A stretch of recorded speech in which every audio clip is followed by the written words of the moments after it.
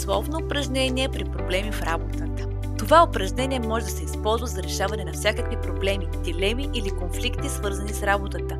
Изключително ефективно и въздействащо е, когато се използва уместно, донася бързи резултати. Затова, ако искате да използвате само едно упражнение във връзка с работата си, изберете него. Можете да го прилагате често. Много от клиентите ми го използват редовно за справяне с всякакви трудности или въпроси, които възникват.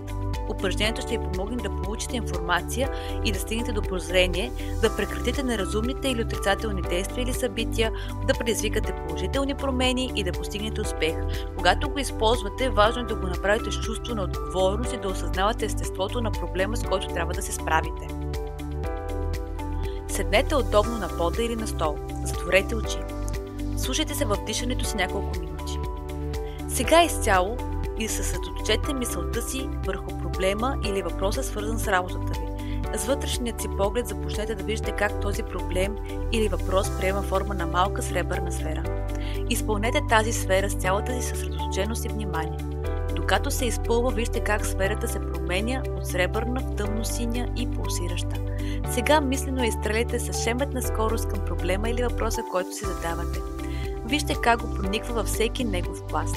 В същото време, докато изпращате сферата със скоростта на мисълта, отворете очи и издишайте през устата. Леко, но уверено. Щом изпълни предназначението си, сферата ще се върне при вас с отговори, решения или усещане за сила.